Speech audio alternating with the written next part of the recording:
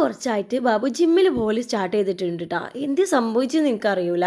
അപ്പോൾ എന്തായാലും ബാബുവിനെ നമുക്കൊന്ന് ഒരുക്കി പറഞ്ഞേക്കാണ്ട്. ചെറിയ കുട്ടികളെ സ്കൂളിൽ പറഞ്ഞേക്കണ മാതിരിയാണ് ട്ടോ ബാബുവിനെ ജിമ്മിൽ പറഞ്ഞേക്കാന്നുള്ളത്. ആദ്യം തന്നെ ഞാൻ മറക്കാതെ വെക്കുന്നതാണ് ഒരു കുപ്പി വെള്ളം. അതില്ല ഞാൻ അന്നത്തെ ദിവസം കേൾക്കാത്തൊന്നും ഉണ്ടാവില്ല.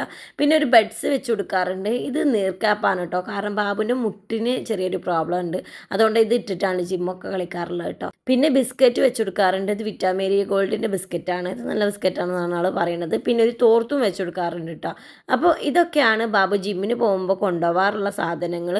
ഇനി ഇതൊക്കെ തൂക്കി പിടിച്ചിട്ടാണ് പോവുക കേട്ടോ. പിന്നെ പോകാൻ നേരത്തെ വിറ്റാമിൻ ഗോൾഡിൻ്റെ ബിസ്ക്കറ്റും പച്ചവെള്ളം കൂട്ടിയിട്ട് കഴിച്ചിട്ടാണ് ഇറങ്ങാറുള്ളത് എപ്പോഴും. ഇന്ന് മഗ്‌രിബ് ബാങ്ക് കൊടുത്തതിന് ശേഷം ഉണ്ടാകും മൂപ്പരാൾ പോവുന്നത്. ഇനിയിപ്പോൾ ഒരു 10-11 മണിക്കൊക്കെ വരലുണ്ടാവുള്ളൂ. കാരണം ഒരു 3 മണിക്കൂറാണ് വർക്കൗട്ട് എന്നാണ് ബാബു പറഞ്ഞിട്ടുണ്ടായിരുന്നത്. ആളൊന്നും ഇറങ്ങിപ്പോയിട്ട് റൂം ഒന്നാകെ നന്നാക്കാനുണ്ടാവും കേട്ടോ. അത്രക്കും കല കുലാക്കിയിട്ടാവും പോകുന്നുണ്ടാവുക. അപ്പോൾ എന്തായാലും വീഡിയോ ഇഷ്ടപ്പെട്ടാൽ ലൈക്ക് ചെയ്ത് സപ്പോർട്ട് ചെയ്യാം.